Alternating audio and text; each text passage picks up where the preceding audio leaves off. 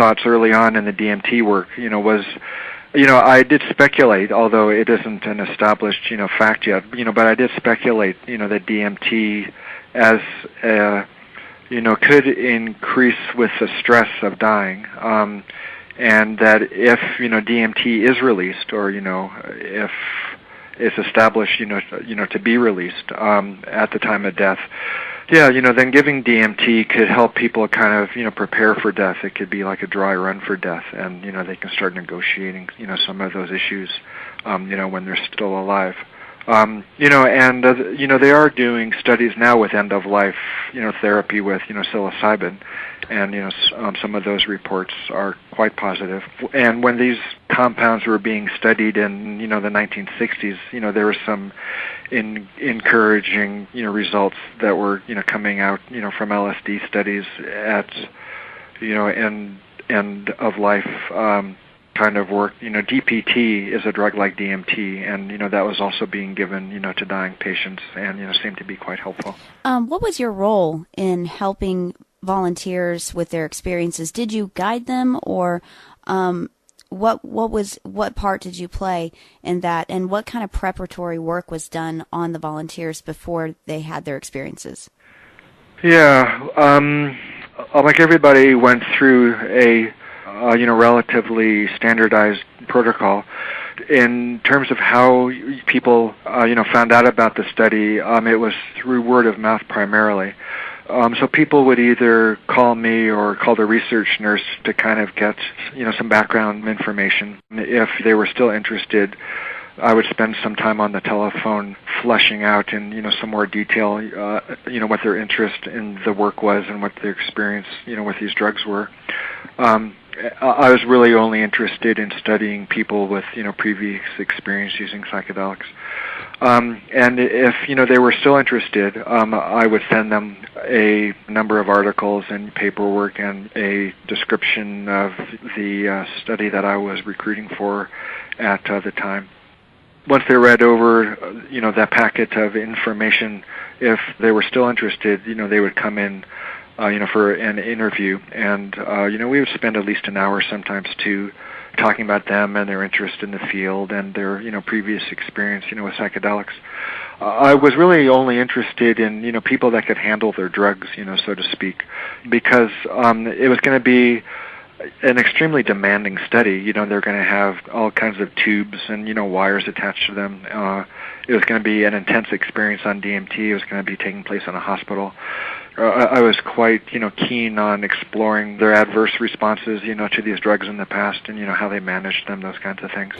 So you wanted experienced psychonauts that could have a reference point to their experiences. Yeah. To make sure.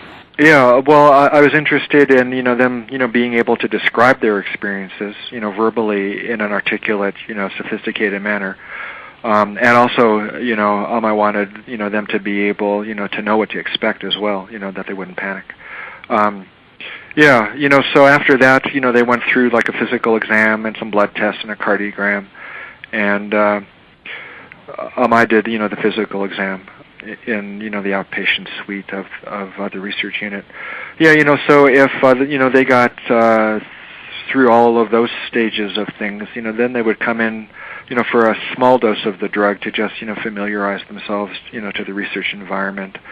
I coached, the volunteers only to the bare minimum required. I told them it was going to start quickly, it was going to be over fast.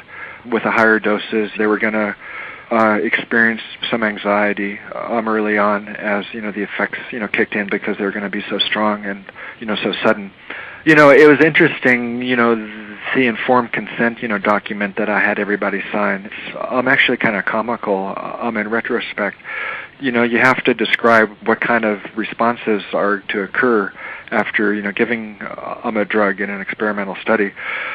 So I was quite clear in, telling people, that they may think that they've died.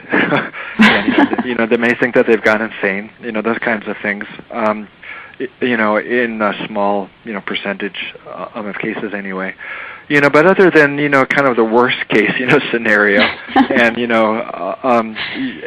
the speed of onset and, the time course, I, just told, people, to let go. That was, the most important aspect of a, successful, big experience with DMT is if you resisted it or if you fought it, then it was gonna, probably, turn bad. Be a bad trip. Yeah, exactly, because, it's extremely hard, to resist, the onslaught of DMT effects. So the best approach is, to let go, to drop the resistance and, to just kind of open to the experience no matter what it is. Accept whatever happens. Well, yeah, but, because if you do open, to the experience, then you can kind of go on to the next level of it. And if you resist it, you're, kind of stuck, kind of battling it, and you don't, make any progress. That was another question I wanted to ask you. Some people have reported like demonic entities and other frightening experiences. Do you feel that this is a result of improper dosage, a less than relaxed environment, or could it be something more spiritual like the karma that the person's carrying? Well, yeah, I think it can be a combination of all those, and then some. If you start off as a frightened, paranoid person and you take a mind-blowing drug like DMT, your natural response to any kind of confusing or perplexing, situation could be to interpret it in a paranoid, kind of way. Also, if you're even an open-minded, cool, relaxed person, but you get scared when the drug effects begin, you can start resisting, and so resistance and fear can be kind of symbolized in the mind as demonic kinds of forces, and there are spiritual. Well, yeah, I'm convinced there are spiritual levels of reality out there, and that you can make contact with them through drugs like DMT or through meditation practices or, through prayer or any, number of spiritual technologies out there.